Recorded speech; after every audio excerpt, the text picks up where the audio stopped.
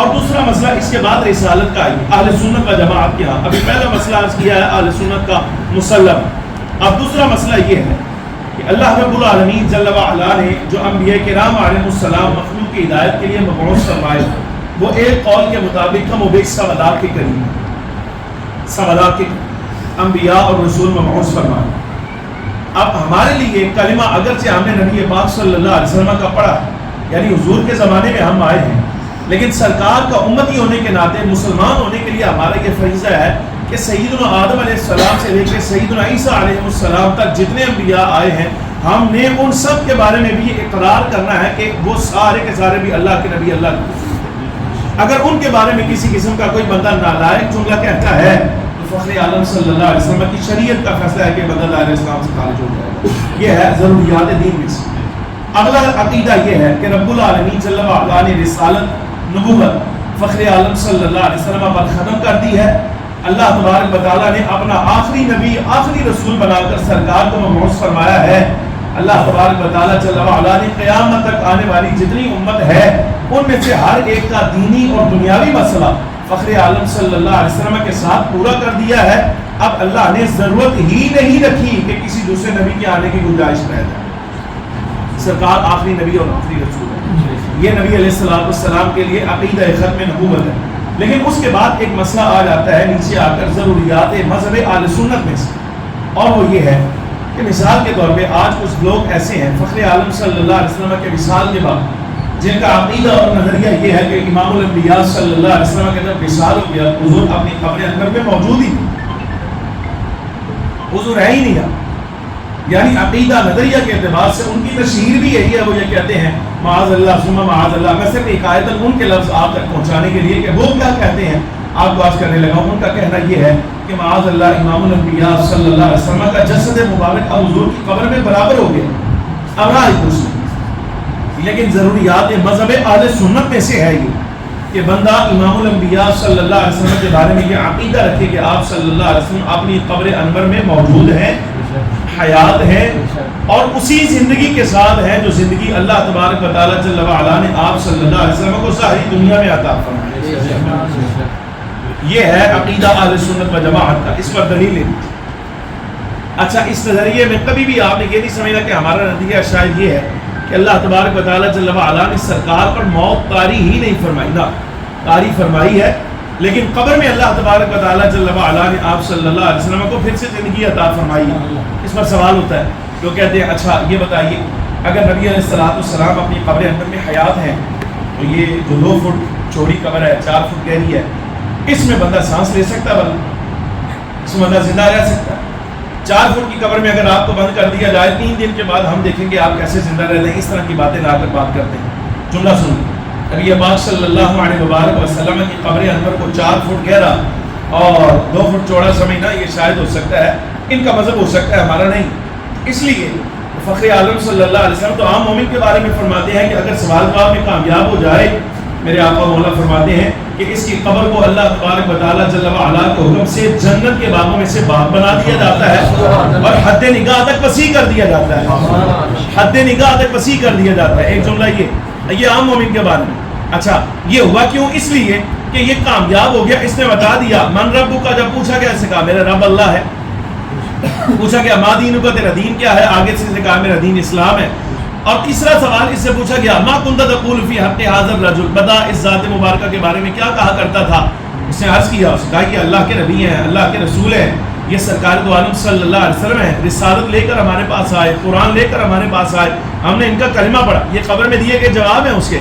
میں کہتا ہوں قبر میں دیے گئے جواب اگر اس کے ہیں اور اس کے لیے جواب میں کامیاب ہو گیا, جن کو دیکھ کر پہچان لیا, کامیاب ہو جائے, تو اس کی قبر کا حد نگاہ وسیع ہے, تو جن کا نام لے کر کامیاب ہوا ہے ان کی قبر کو 2 فٹ کا سمجھنا کتنی بڑی علامت ہے.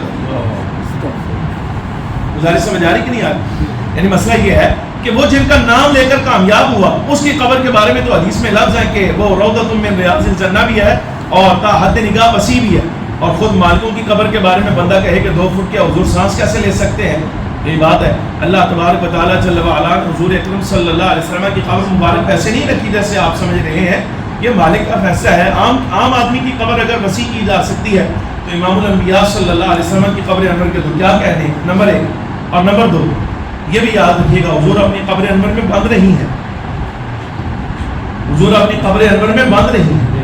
یہ تو عام آدمی کے بارے میں حضور اکرم صلی اللہ علیہ وسلم نے خود ارشاد فرمایا شہید ہو جائے، اللہ تبارک و تعالیٰ جل وعلا اس کی روح کو ایسی آزادی عطا فرماتا ہے، پرندہ ایک سب پرندہ ہے جس میں اس کی روح کو ڈال دیا جاتا ہے، یہ اگر پرواز کرنا چاہے میرے آقا مولا صلی اللہ علیہ وسلم فرمایا پرواز کر کے جنت میں بھی چلا جائے، اس کے لیے کسی قسم کی کوئی رکاوٹ نہیں ہے۔ عام آدمی شہید ہو کر تو جنت کی سیر بھی کر سکتا ہے، اس کے لیے کوئی رکاوٹ نہیں۔ اور فخر عالم صلی اللہ علیہ وسلم کے یہ سمجھنا کہ شاید حضور اپنی قبر انور میں بند ہے، نہ، حضور اپنی قبر انور میں بند نہیں، محصور نہیں، بلکہ آپ اپنی مرضی سے جہاں چاہیں، جیسے چاہیں، جب چاہیں، اللہ کے اذن کے ساتھ اور اس کی دی ہوئی طاقت کے ساتھ امام الانبیاء صلی اللہ علیہ وسلم جہاں چاہیں آ سکتے ہیں، جا سکتے ہیں۔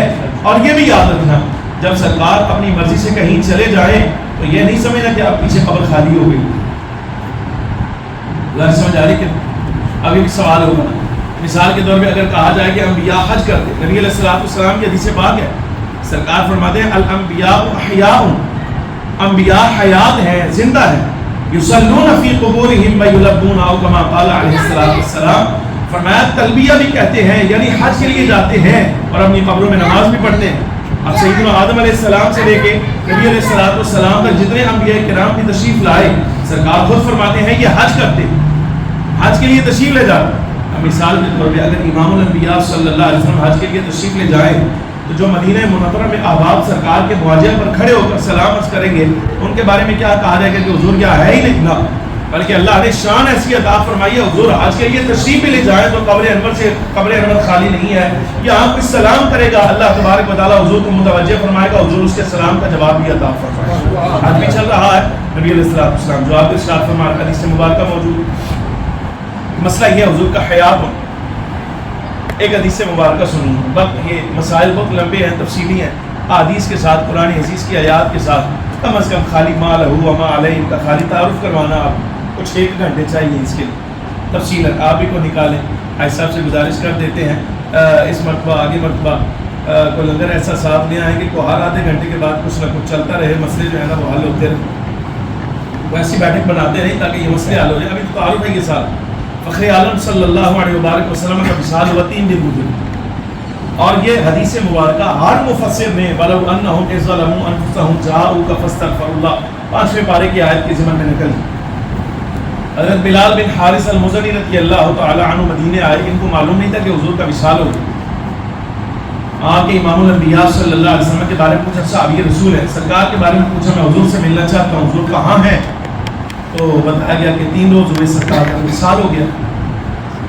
اچھا آپ کا ہاتھ پکڑا گیا، کہنے لگے کہ مجھے حضور کی قبر پر لے جا، ہاتھ پکڑ کے اصحاب حضور کی قبر پر لائے، غالب مولا کائنات رضی اللہ تعالی عنہ آپ لائے قبر انور میں جس وقت تشریف لائے تو یہاں بیٹھ کر برکت کے لیے امام الانبیاء صلی اللہ علیہ وسلم کی قبر انور کی جو تربت ہے اپنے سر پر ڈالی، برکت کے لیے ڈال کر بس کہ یا رسول اللہ صلی اللہ علیہ وسلم آپ اللہ کے نبی ہیں، آپ اللہ کے رسول ہیں۔ اب یہ خطاب ہو رہا ہے سرکار کے ساتھ، سرکار اپنی قبر انور میں ہے، صحابی رسول کلام کر رہا، یا رسول اللہ آپ اللہ کے نبی ہیں، آپ اللہ کے رسول ہیں، آپ اللہ کی جناب سے ہمارے پاس آئے، قرآن لے کر آئے، ہم نے آپ کی رسالت کو مانا، ہم نے جو قرآن آپ لے کر آئے تھے اس کو پڑھا، یا رسول اللہ ہم نے آپ کی تصدیق کی، یا میرے آقا، اب یہ لفظ ہیں ان کے، فرمایا میرے آقا جو قرآن آپ پر نازل ہوا اس میں اللہ تبارک و تعالیٰ جل وعلا کا ارشاد یہ بھی ہے، اے محبوب کریم صلی اللہ علیہ وسلم جب یہ لوگ اپنی جانوں پر ظلم کر بیٹھے تو جاؤ کا آپ کی بارگاہ میں آ جائیں، فاستغفر اللہ آپ نے گناہوں کی بخشش مانگے،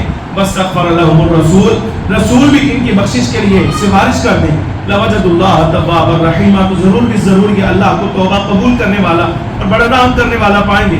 یا رسول اللہ میں حاضر ہوا ہوں، یا رسول اللہ میں حاضر ہوا ہوں، حضور میں تصدیق کرنے والا ہوں، میرے بارے میں آپ سفارش فرما دیجئے کہ اللہ تبارک و تعالیٰ جل وعلا میری بخشش فرمائے۔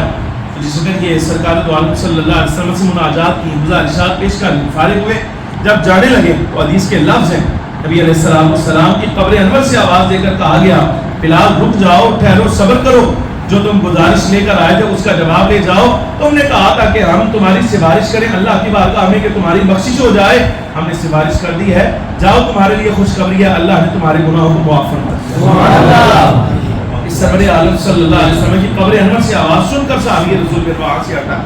اب بھی اگر کوئی بندہ یہ بات کہے امام الانبیاء صلی اللہ علیہ وسلم اپنی قبر انور میں موجود نہیں تو پھر ہم اس کی عقل کے بارے میں کچھ نہیں کہہ سکتے.